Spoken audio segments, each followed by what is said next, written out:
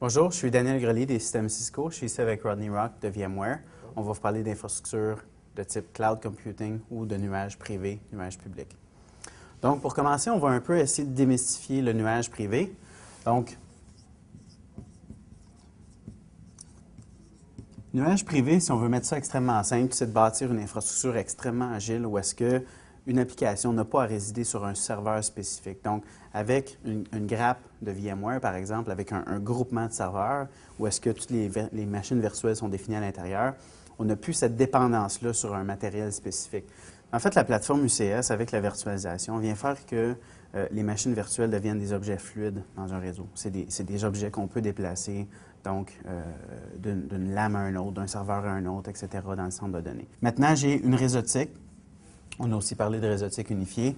Et j'ai un stockage. Encore une fois, on a parlé de stockage EMC, où est-ce qu'on peut supporter plusieurs protocoles, etc. Donc, maintenant que j'ai un centre de données très consolidé et virtualisé, j'ai beaucoup plus d'agilité à l'intérieur de mon centre de données. Donc, je peux avoir une machine virtuelle qui se déplace d'un serveur à un autre parce que c'est la fin de semaine, puis on va fermer certains systèmes, etc., puis les systèmes vont se rallumer le lundi matin. Donc, maintenant que j'ai une infrastructure très, très agile, virtualisée, automatisée, je peux commencer à penser à prendre des charges de travail puis de les envoyer à l'extérieur. Donc, c'est comme si on prenait un serveur physique au bout d'un câble puis qu'on le déplaçait sans débrancher le câble. C'est un peu l'équivalent de ce qu'on a fait.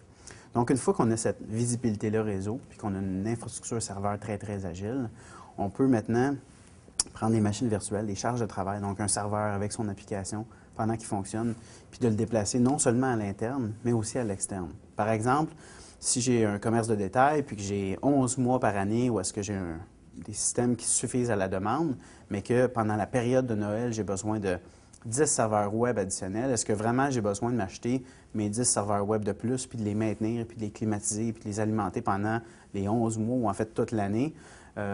Absolument pas. Donc, je pourrais aller chercher des ressources à l'externe qui seraient un fournisseur donc de nuages publics. Donc, avec nos familles de connectivité Nexus, Nexus va nous donner la possibilité de prendre des machines virtuelles, de les déplacer sur un réseau, donc d'un fournisseur ou d'une organisation vers un autre. Nexus va nous permettre cette agilité-là. C'est qu'on peut prendre une charge de travail puis l'envoyer temporairement à l'extérieur, mais peut-être d'en garder la gestion ou peut-être leur donner la gestion, d'aller chercher du stockage là-bas, de la mémoire, des ressources CPU, etc., mais d'avoir nos administrateurs à l'interne de notre centre de données, de notre organisation, de garder quand même toute la gestion puis le pouvoir sur la sécurité, etc.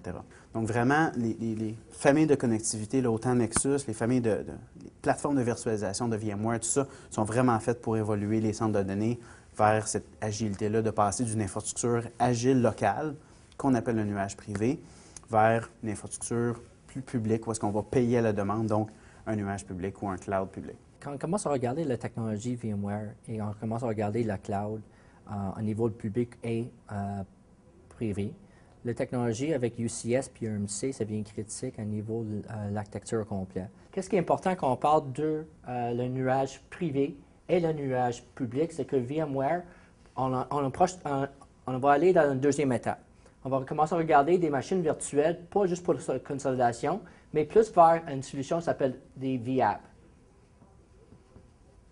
Une VApp, en réalité, c'est plusieurs machines virtuelles, des machines virtuelles attachées ensemble, puis on va être capable de faire une application 3 tiers dans un bloc. Ce bloc, maintenant, on va ajouter un SLA, Service Level Agreement, pour garantir certains services intérieurs de UCS qui vont être sur le disque ici à niveau de stockage d'EMC. Utilisant UCS et les réplications de stockage intérieures de notre solution privée, on peut maintenant faire une extension de vMotion, d'un long distance vMotion, d'être capable d'avoir du intra-site, communication entre intra-sites et d'avoir la possibilité maintenant de faire de vMotion sans interruption de service de ton environnement privé vers public. L'autre effet, c'est qu'on peut regarder le High Availability, HA, ou du Fault Tolerance, intra-site aussi, physiquement de le site privé vers le public.